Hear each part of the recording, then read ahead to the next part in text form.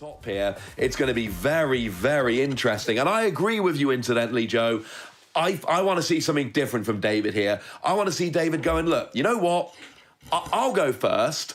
And because you want to go first, and maybe I can get a super early full blitz with Mewtwo and Mew, and maybe I can do it before. If you've only got one turn, maybe you don't get your counters out before I start attacking. Yeah, it sounds really unconventional, but it's almost like throw away the rulebook of what you know about Pikachu and Zekrom. Every single game that you've played so well to get you to this finals almost is irrelevant now, because I feel you need to just try a completely different angle. You've tried 3 times in a row. One of those 3 games was kind of close. The other 2 was pretty convincing that you weren't going to get the job done with your normal strategies. So I'm kind of thinking of abandoning ship here and going for a different approach. But David is still gritting it out and trying to go second and going for the conventional game plan, as Azul once again is sat on a very solid hand. Both of his techs are here. Both of them are going to be coming down into play on turn 1 even, by the looks of his selection here.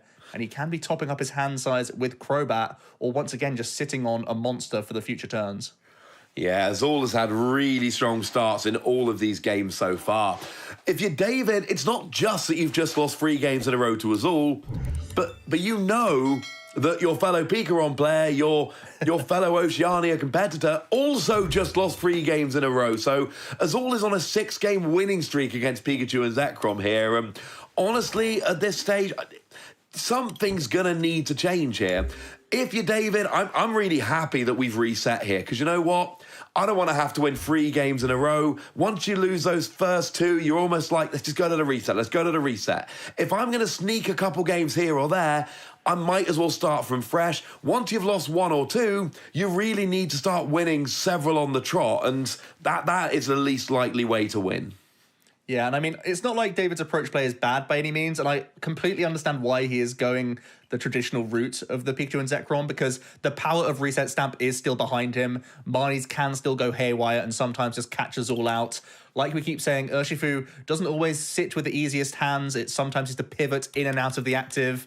There are Crushing Hammers in the mix, so there are obvious stumbling blocks that David can put in Azul's way. It's just that it hasn't come off in a number of games at this point, so I'm trying to look for any avenue to try and give myself an edge that's different from what we've already tried before. But as it stands, the turn 1 for David is very, very strong. Picks up a couple extra lightning energy, which can just get thrown away with radar here.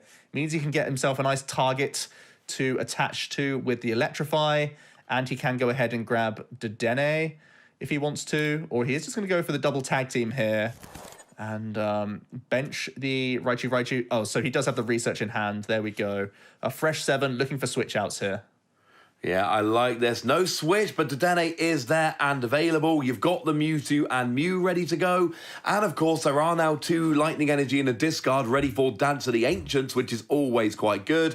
We've got the Pokemon we want either in play or in the discard to be copied with Mewtwo and Mew. And it looks like we're going to have a backup Boltund as well here. So if you want to go a bit aggro with Boltstorm, you can. Actually, scratch that. There was already one in hand. This one is just going to end up in the discard because, as mean as it sounds, 2 Boltund is enough. Yeah, we're filtering out the bad cards because we're looking for these switches, which he does actually find at the end here. So he can end on the Electrify. He does have the option to Dance the Ancients now as well. It's one of those things where if you start committing it to any of these tag teams, Azul can just shut the energies off if you put it to Mewtwo. But we are still going to see the Dance the Ancients proactively here. David just has to hope that Plan A comes off, and we are going to see the Electrify. It is really nice that Tapu Koko does have 130 HP rather than 120. It does mean that it can't just be hit by G-Max Rapid Flow on the bench and KO'd. So there would be, that would give you a reason to potentially hold on to it. But I agree, because I think you're putting the energy on Mewtwo and Mew from Electrify anyway. So here you've got 2 attackers with 2 energy on each. You got the Mewtwo and Mew, and then you've got the potential paralysis with Raichu and Alolan Raichu. So opening up options here, I do kind of like that. I think David is doing what he can in this game to put himself in a pretty good position moving forward. But look at this, Azul cherry picks a really nice option with the Scoop Up Net now. It buys him that additional card, which he was really looking to try and piece together this otherwise awkward hand with. It means he can go ahead, make that VMAX proactively, then he can Scoop Up Net his Jirachi, and then great catch of that Mewtwo. and go ahead and go for the research play to try and hit an energy card. It looks like he's once again going to go down this aggressive route. So I think it's really solid right now, especially when there's 2 energies committed. Yeah, this is strong because you get the energy, you get the damage on Mewtwo and Mew. You're kind of taking those couple of energies off. Could go for a free prize KO on Raichu and Alolan Raichu here, which wouldn't be a bad play. Yeah, it's super tempting when you have the Jirachi already established. Both reasonable, but I think... Oh, okay, so yeah, he does have enough Ball Search now as well to go ahead and get another Urshifu. He can go ahead and also go for the Dedenne because he is missing out on the energy just now. The other route was to try and go for the Raichu, take those prizes like quite quickly and easily and try and hit a Zigzagoon ping on the Mewtwo. But here is all still missing out on that energy, so he's going to have to go digging further here. Yeah, I was thinking the Galarian Zigzagoon. I think if you're going for the Raichu and Raichu, you've got to get the Galarian Zigzagoon as well. As it stands, you know, these are marginal plays at the end of the day. Azul knows he's in a very good position in this matchup. And to be honest, we've seen it so many times. Gale Thrust into the Mewtwo and Mew, put it so that it can be KO'd on the bench from a G-Max Rapid Flow, and just go from there. And I like this a lot. We are now going to see a ping on the Raichu and Alolan Raichu. Probably not going to make a huge amount of difference, but the double allows you to then gust up Raichu on a future turn and actually Rapid Flow for game. He's threatening game next turn. This is ridiculous, and I love it. Wow, an aggressive line from Azul ends up crowbatting into his Rapid Strike energy. It will get fanned away here, so there is actually no turn 2 win available. David can choose to Crushing Hammer first if he wants to. It's one of those things where you know the fan can give you value, but if you can Crushing the energy away instead, that's just also going to be better, I think, in the long run. You still do a Fan of Waves this, I think, every time. Oh, yeah. Absolutely, like you say, game's on the board. 1 Galarian Zigzagoon ping wasn't very much. 2 absolutely is. So I think Azul, he's been in a good position all match. Very good position here. And now can kind of almost sit back. Because if you can ever get those 2 energy established, the Rapid Strike and the Fighting, with a boss's orders, that is game. Otherwise, you can just go ahead and just run through all these Pokemon like normal. That Mewtwo and Mew is turned off. That Raichu and Alolan Raichu, I mean, you've got to think it's just going to come in and get paralysis here. Yeah, David's really taking his time over this tag switch, agonizing over it. I think you have to abandon ship the Mewtwo until you can knock out that Mimikyu. So we are going to see 1 energy get thrown over to that Boltund, and we are going to see the Dede change here. Obviously does not want to use that Team Yell Grunt. No valid targets after the Fan of Waves. Does find himself a nice switch out here. He can go for Paralysis, or he can try and get a Bolt Storm in. Looks like Bolt Storm is going to be the play. That is the other option. It's going to do a fair amount of damage. It's not going to be a KO, but you do get that energy on that Mewtwo. You've got to think at some point you're taking out the Mimikyu then, because the energy on the Mewtwo doesn't really do anything for you. I mean, speaking of taking out the Mimikyu, I like this because a lot of these decks like Rapid Strike Urshifu, they don't play Pokemon Recovery. That Mimikyu's gone. Mimikyu's gone. It means this 2 energy Mewtwo is now back into being an attacking threat. You still have to go through the Jirachi GX most likely. That's going to be your prize map. Deal with Azul's 2 tech Pokemon and hope that a Mewtwo can then close out on a big Urshifu VMAX. Azul with not the easiest of hands to play here.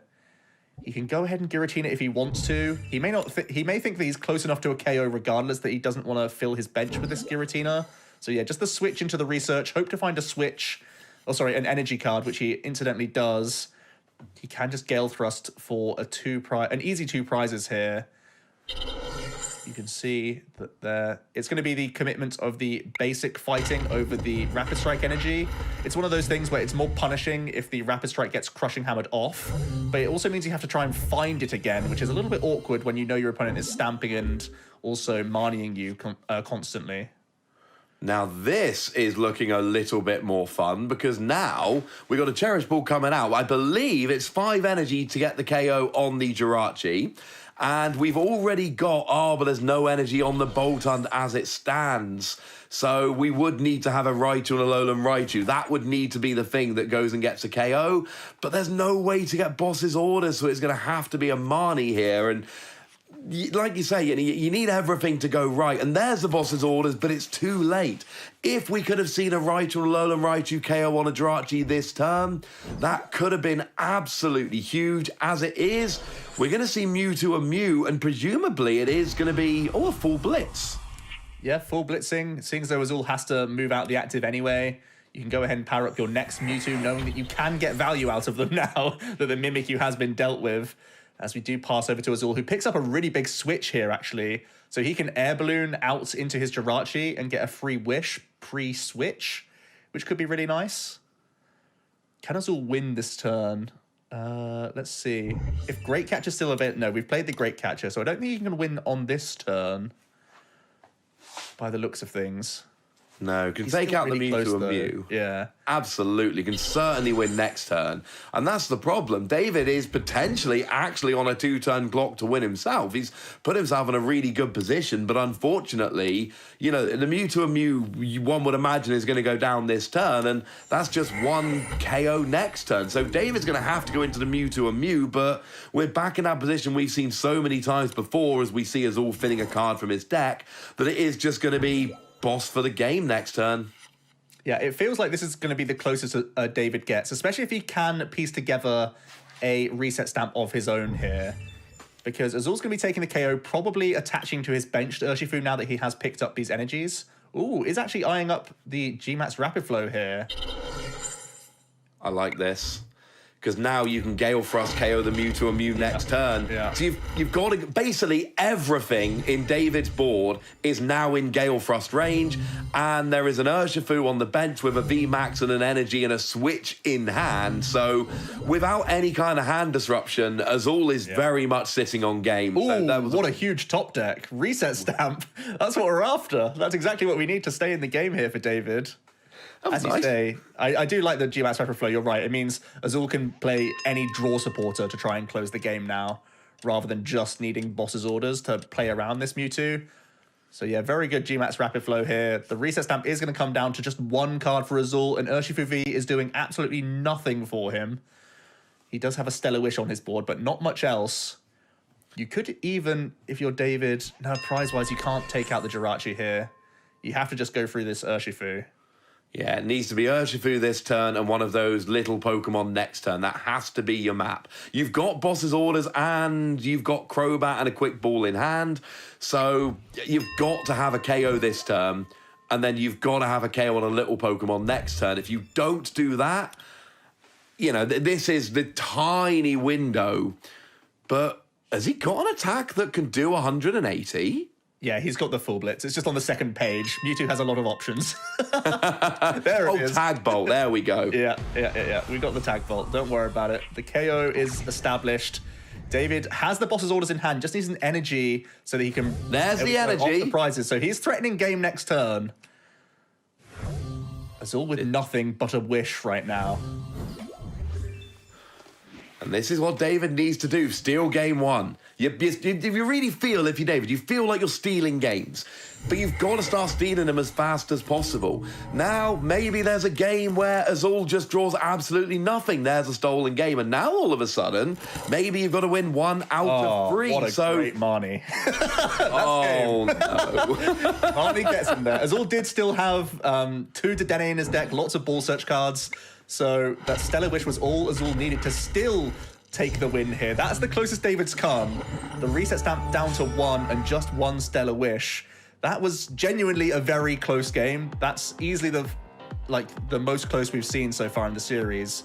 Heartbreaking for David that he navigated his prize map, like we said, very, very well. Got himself actually into that board state where Pikachu normally finds itself, It finds itself stamped to 1. Let me try and take these prizes and put myself into that game position next turn. And Azul hasn't found himself being trapped by that at all, really, until this game. And even when it comes down to it, the Stellar Wish was still enough to pull him through. What a crazy game that was. That was a great game. It was a crazy game. And I feel so sad for David here. He did everything he could, like you say, navigated that prize map absolutely beautifully, was in a wonderful position, had game in hand, and then what do we see? We see just, I'm going to Stellar Wish for Marnie, and then Marnie for 5, and now I'm golden. And now all of a sudden, the best chance David had has gone, so Let's head on over to game 2 of this series and see if something can change. David was so close. Yeah, if you're just joining us as well, this is game 2 of a best of 5. Azul has already been able to overcome David in one best of 5, which means this is the reset of the bracket, the second best of 5 series now, to see who is going to be our global final champion here for the Players' Cup 3. And Azul is actually going to be going first once again. Starts with his Jirachi GX. It's always a relief to see it early on. And we do see an early Dede change here, and Azul is able to piece together a couple nice cards here, gets his Urshifu, so that's a big relief, and is also able to end on a Stellar Wish by the looks of things, as he pieces together Quick Ball for next turn by what it looks like from here. Yeah, that's a pretty nice turn. You've got your Urshifu, you've got your Jirachi, both of them. You've got a Marnie and a Quick Ball ready for next turn. You've got a Scoop Up Net if you need a switching option. And actually, going over to David's side, this is bad. Gets the Speed Lightning Energy onto the Dedenne, but is going to actually... The only option here is just a defensive Boss's Orders. Oh my goodness, that is very, very poor. And that's it. That's the entire turn. And Azul, we know how easy this can go for Azul. So it really is as simple as you just need... Well, now you've got Scoop Up Net. So if you've got the VMAX energy, you win. Yep. That's game. That's all we need. Yeah. The only bit of sequencing to bear in mind is that you need to VMAX first before you're switching. So do bear that in mind. Azul's going to throw away his Marnie straight away. He says, oh, David has nothing. I do not want to play this. I don't even want to tempt the idea of playing this card. I can still sit and chill if I miss off this Crobat, but that Marnie will not be being played at all.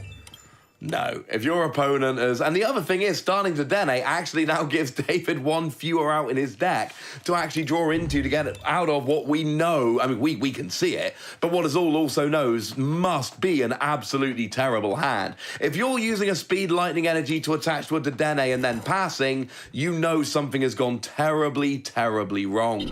So we do see the hand being emptied out here.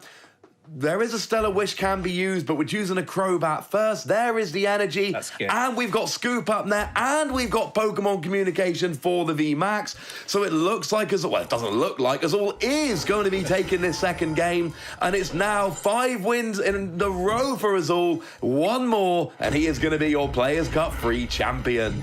That's about as simple as it gets. You do not want to brick in this matchup. And unfortunately, David really had just a super unplayable reactive hand full of energy denial cards. No easy ball search Pokemon, so is going to have his lone Dedenne GX knocked out for an easy win for Azul there. He's been winning a lot of these fairly easily, but that's easy.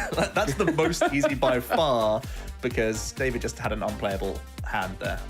Yeah, that was one of the easiest victories you'll see, and that's going to be so upsetting for David. David needs to win these games. That is exactly what David is hoping for. If you're losing the games that play out properly where both players set up, you can't afford to be losing those kind of games as well. So let's head on over into game 3 then. This may very well be the final game of the Pokemon Players' Cup 3. Azul has already won 3-0 to reset the bracket, put both these players on an even footing. Now sitting at 2-0. If Azul wins this game, he will win the second match in a row and be crowned as the champion. Yeah, and hopefully David isn't just thinking that his luck's out at this point. You've lost a few games on the bounce, well, 5, more than a few, and you've just had the most unfortunate of them all. We really have to keep your chin up in these options, because you still can reverse it. It's going to take a few slices of luck along the way, but you can't count yourself out. You have to keep your head up for these sorts of games. Write them off one game at a time. That's the only option you can have.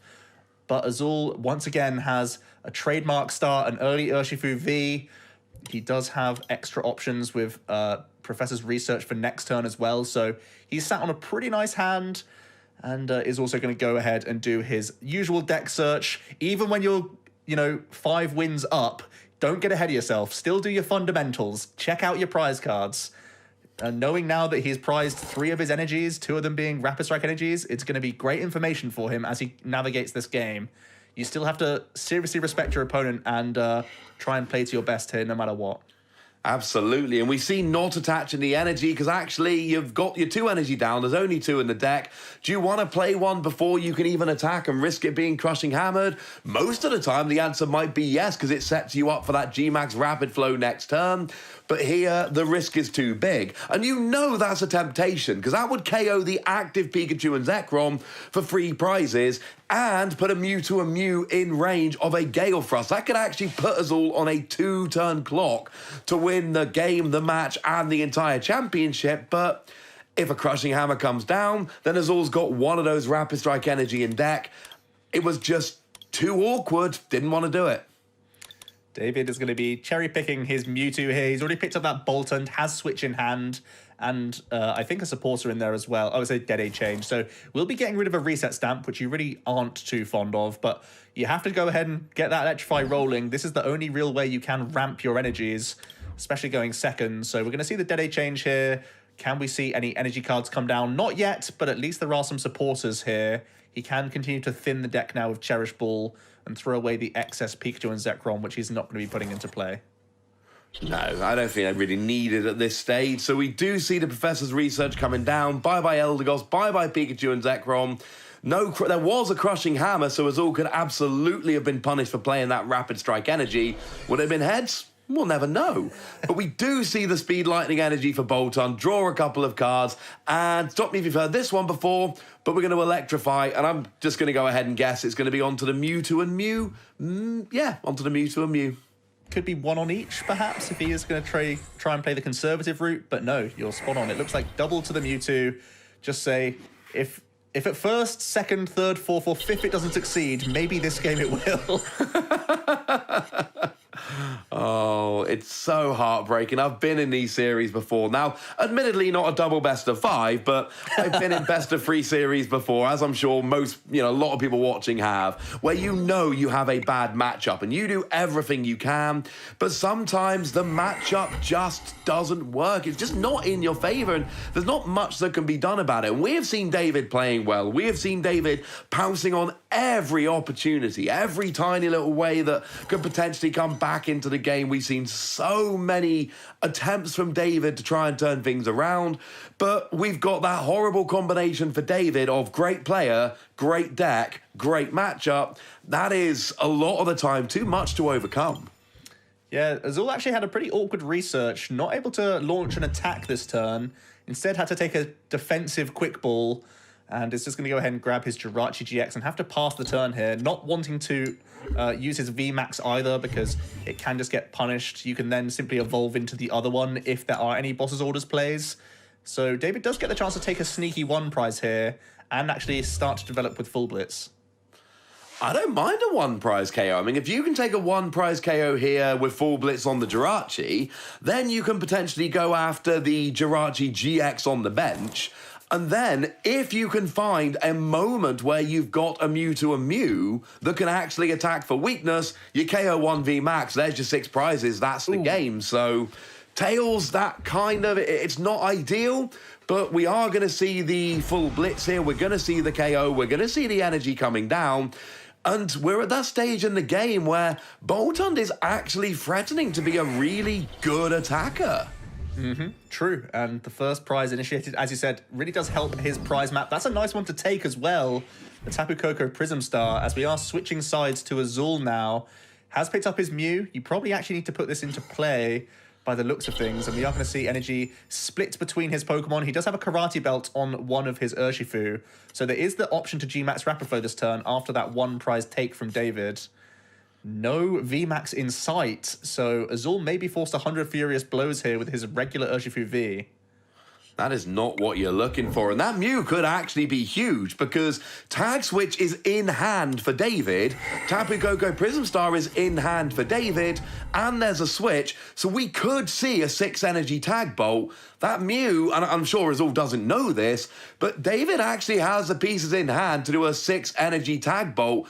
Could have taken a bunch of prizes. Azul's hand got substantially better with that Stellar Wish. He picked up the communication now, so he can make the VMAX, and then he can use Scoop Up Net to pick up his Jirachi, allowing him to retreat, but also then he can Quick Ball. Oh, wow. Okay, so is this missequencing? Oh, he's using the G-Max Rapid Flow, so it doesn't matter. That's fine. You only need to jump into the active with Gale Thrust. But yeah, he's going to make the same play. He's going to go ahead and grab the Mimikyu, develop that. You can G-Max Rapid Flow thanks to being behind on prize cards, and he's set up both tag team Pokemon. And again, he's eyeing up a very swift 6 prizes on that board now. Oh, that changed quickly. For a second there, I'm thinking, oh, you know what? David's up by a prize. 6 energy tag bolt. Look at his hand. Obviously, the bench Pokemon he's going to get is going to be Jirachi. And then maybe there's a Mewtwo and Mew, which can come along, take a... Oh, wait, no, it's all right. Azul's doing what Azul does. And actually, he might have game next turn. That was a huge Stellar Wish. That was really big play. His board is kind of awkward now, and his hand's not the easiest to play either as it stands. But the board position, the damage that you've set up with that G-Max Rapid Flow is monstrous and super scary for David to play against now. Yeah, this is just not... This is not what you're looking for at all. And I mean, you know, David's been on the back foot all match, but even in this game, maybe even more so than usual. Yeah, do you tag switch off of Mewtwo now onto your backup Bolton, retreat into it, and just electrify? I feel like that's got to be your strongest move. Maybe? I mean, certainly Bolton, when you got a lot of energy on the field, can be a really nice attacker. The problem is that it's late in the game, and it doesn't look late in the game if you look in the prizes, but it absolutely does look late in the game if you look at the board. And actually, for what it's worth, Azul's not sitting on a bad hand there at all. Do you want to take a turn to electrify? Can you take a turn to electrify? No. So it's the best of a bad bunch, really. You can attach a couple energies to your Raichu. This is the way that you guarantee your Coco value as well, because you know that Azul is pretty much guaranteed to take the response here. He actually picked up the switch off the top deck. Does that mean, can Azul win this turn? I'm not sure. He needs... No, Dojo doesn't get him there because he has to use the Rapid Strike energy. No, so you're not there yet. You do have the energy, but you don't have the VMAX. You don't have... Yeah, unfortunately. I mean, the one on the bench, you don't have the... Oh, wait. Does have G-Max Rapid Flow, but not going to quite finish out the game here. This sets up Mew for game and stream. This is genius. Oh, I really want to see Mew win. I want to see this epic double best of 5-1 by a Mew just dropping 3 damage counters on the bench. I mean, if you're going to win an entire tournament, that is a great last attack to use. Yeah, Boss's Orders or just any basic energy now is win for Azul, thanks to the setup with the double G-Max Rapid Flow into the Mewtwo and Mew. David can go ahead and play a Marnie here. You know, Azul's only taken 3 prize cards, so stamps aren't even that effective at this point. That's why this Urshifu deck is so robust. You set up win conditions without actually taking the prize cards, which pretty much every other deck has to do. So a stamp to 3 is far less threatening than normal. And David, he may have to go for a Bolton play by the looks of things. He could tag switch off of his Mewtwo and attack with Bolton on the bench or the active now. You've got you have to use a 2-prizer, right? Oh, yeah, absolutely. You cannot put a 3-prize Pokemon in the active. I mean, they're both just... I mean, they both are a Gale Thrust away at the maximum. So we are going to see a reset stat. Are we going to see a reset stat? We're going to see a quick ball, apparently. And I think I like holding the stamp, to be honest with you, because you're just hoping that the Marnie was good enough, and this is your last stamp. So you go, Marnie...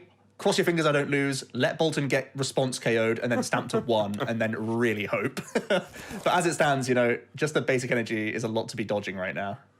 Yeah, it's such a hard thing. And we can see Azul's hand. We know he's got a Crobat, and there is a Dedenne, and there's even a scoop up net to actually get a bench space so you can have both of those Pokemon coming down. So it is just... It's going to be very, very difficult at this stage to actually dodge this. It's... Looking like a Lightning Ride is what we're setting up here. A Lightning Ride GX. This basically does the same thing as the Bolt Storm, but you give up less energies. So that is actually a smarter play. And we are going to see the reset stamp get fired off here from David. There's a Marnie and a Switch. Substantially worse hand, which is good. Yeah, doesn't have quite the drawing options. So it does look like we're going to retreat. Goes into, yeah, any of these Pokemon. You may as well, I guess you don't attach the air balloon. You just go ahead and go into either Dedenne or Crobat here. Keep as many energies in play as possible to try and set up a huge Bolton for next turn. And you just crossed your fingers that there's no Gale Frost. Gale Frost will win the game for Azul, as will Mew, and you know what my preference is at this stage. But there is a chance that next turn, with Boss's orders in hand, Dave is down to 2 prize cards remaining. Once again, just like in last game, I think David's actually got game in hand if he can just stay alive for one more turn. Rapid Strike Energy is not valid. Your only win condition this turn for Azul is exactly Basic Energy with Mew, because if you play the Marnie, you can't Boss's orders. I believe there are 4 Basic Energies in the deck, because there's 1 attached already on board. There could possibly be 1 prize as well. Let's see if the Marnie gets him there. No. Yeah, and there's nothing that can actually be... There's no more drawing potential there. Escape Rope is also not game for him. He has Marnied David out of Boss's orders, so Azul can hide into this Giratina, potentially, or just hide into the Mimikyu. But it's an awkward play for him. He can obviously strafe as well. Strafe just to get the extra chip damage in. You may as well do it. Yeah, there's no reason not to. But I think you're right. We are basically strafing here and kind of hope. You can always play Escape Rope and hope your opponent misclicks, but that's not always a stronger strategy.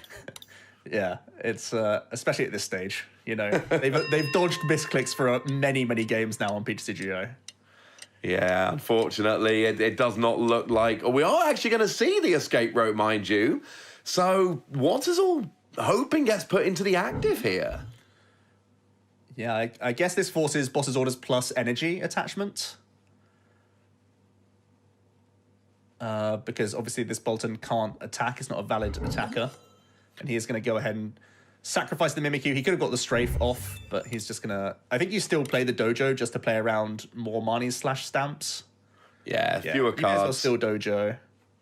Just 1 fewer card to draw if you do get Marnied and stamped, so just means you're closer to drawing what you need. So no Mew win yet. Now, there is a Boss's orders in hand, so that will... And, you know, Azul does have game in hand. Do we see a Boss's orders? No! Ooh. And I don't think there is any way here, unfortunately. Actually, this could not yell grunt. Do not yell grunt. Why not? Oh, because now Mew is win. Oh, of course it is. Yeah. Oh no. That's not ideal. You're right. That was a little bit of a misstep there, potentially, from David, handing the basic energy to Azul. So I think now all that we're going to see happen is Mew comes into... No! But we have got Boss's orders, so the strafe will also get the victory here. And here we go, bringing it up, attacking into the Mewtwo and Mew. Azul wins a second best of 5 by 3 games to 0, just like the first. And Azul is your Pokemon Players Cup free champion. Congratulations to Azul. What an impressive showing there.